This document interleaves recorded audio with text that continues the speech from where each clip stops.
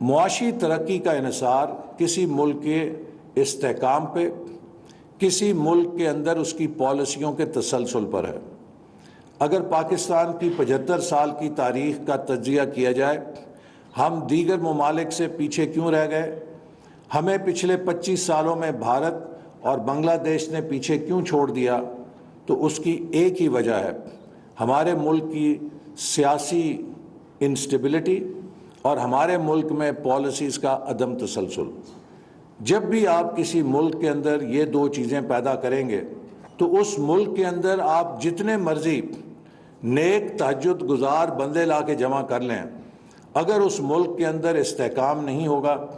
اگر اس ملک کے اندر پالیسیز کی کنٹینیوٹی نہیں ہوگی، تو وہ ملک بندے لا کے جمع کر لیں،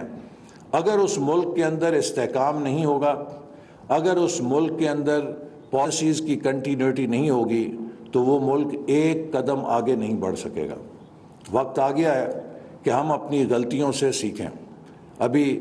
میزبان نے ویژن 2010 کی بات کی تو وہ میرے دل کے زخموں پہ کچھ نمک چھڑک گئے، چونکہ 1997 میں جب ہم 50ویں سالگرہ منا رہے تھے آزادی کی،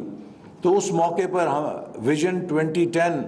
جب جاری کیا گیا تو اس کا مقصد یہ تھا کہ 2010 تک ہم ایک اپر مڈل انکم کنٹری بن جائیں۔ ماشاء اللہ لگا، اس نے اس کو اٹھا کے ردی کی ٹوکری میں پھینک دیا۔ 2013 میں واپس آئے تو پھر ہم نے کہا کہ اس سفر کو، ان ریزوں کو جمع کر کے دوبارہ شروع کریں، تو 2025 کا سفر شروع کیا ویژن 2025 کہ 2025 تک ملک کو ٹاپ 25 اکانومیز میں لے جائیں۔ اور 2017 میں پرائس واٹر ہاؤس کوپر نے کہا کہ اگر پاکستان اسی رفتار سے چلتا رہا تو 2030 تک ٹاپ 20 اکانومیز میں آ جائے گا۔ لیکن پھر 2018 میں ہم نے اپنی سمت بدل لی اور ویژن 2025 کو اٹھا کے ردی کی ٹوکری میں پھینک دیا، اور آج ہم 75ویں سالگرہ منا رہے ہیں اور پاکستان IMF کے رحم و کرم پہ کھڑا ہے۔ تو ہم نے گزشتہ 25 سال ضائع کر دیے ہیں۔ میں اس نسل کا نمائندہ ہوں کہ جس نسل نے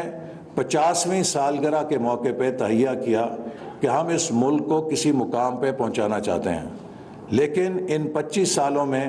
ہم نے اگر 4 قدم آگے اٹھائے تو دھکے کے ساتھ 6 قدم ہمیں پیچھے دھکیل دیا گیا، اور آج 75ویں سالگرہ کے موقع پر ہم ملک کی جو حالت دیکھ رہے ہیں اس کے اوپر ہم سب شرمسار ہیں۔ تو میں سمجھتا ہوں کہ آج وقت آ گیا ہے کہ ہم سب کو یہ سوچنا ہے کہ جیسے گزشتہ 25 سال گزر گئے، اگلے 25 سال بھی اس سے تیز رفتاری سے گزر جائیں گے، اور جب پاکستان اپنے 100 سال کی تقریبات منائے گا، شاید اس وقت میں اور اسپیکر صاحب، ہماری نسل کے لوگ تو موجود نہیں ہوں گے، لیکن اس ہال کے اندر جو نوجوان بیٹھے ہیں وہ ہماری جگہ کھڑے ہوں گے۔ تو کیا 2047 میں ہمارے نوجوان سر اٹھا کے فخر سے کہہ سکیں گے کہ ہم نے پاکستان کو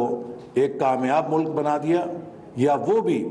ہماری طرح کھڑے ہو کے شرمساری سے توجیحات پیش کر رہے ہوں گے؟ یہ ایک ڈیفائننگ مومنٹ ہے۔ انگریزی میں کہتے ہیں if you keep doing what you are doing, you will keep getting what you are getting, and if you want to stop getting what you are getting, you have to stop doing what you are doing۔ تو ہمیں اپنے طرز عمل کو ان ممالک سے سیکھتے ہوئے کہ جنہوں نے ترقی حاصل کی ہے، ایک ذمہ دار ملک سیاسی استحکام کے ساتھ، پالیسیز پہ کنٹینیوٹی کے ساتھ اور کولیبریشن کے ساتھ، کوئی ملک جس کے اندر پولرائزیشن ہو، جس میں انتشار ہو، وہ ترقی کے اہداف حاصل نہیں کر سکتا۔ ہمیں ملک کے اندر جو ترقی کے اہداف ہیں، جو معیشت کو دوبارہ کھڑا کرنے کے اہداف ہیں، ان پر ایک براڈ نیشنل کنسنسس کی ضرورت ہے، جس کے بغیر ہم شاید نہ سسٹینیبل ڈیولپمنٹ گولز حاصل کر سکیں گے، نہ ہی شاید ہم وہ مقام حاصل کر سکیں جو ہمارے لیے قابل فخر ہو سکتا ہے۔ میری دعا ہے کہ پارلیمنٹیرینز اس کانفرنس کے ذریعے ایک ایسا روڈ میپ بنائیں کہ جس سے وہ ملک کی عوام کی سسٹینیبل ڈیولپمنٹ گولز کو حاصل کرنے کے لیے صحیح طور پہ رہنمائی کر سکیں۔ پاکستان زندہ باد۔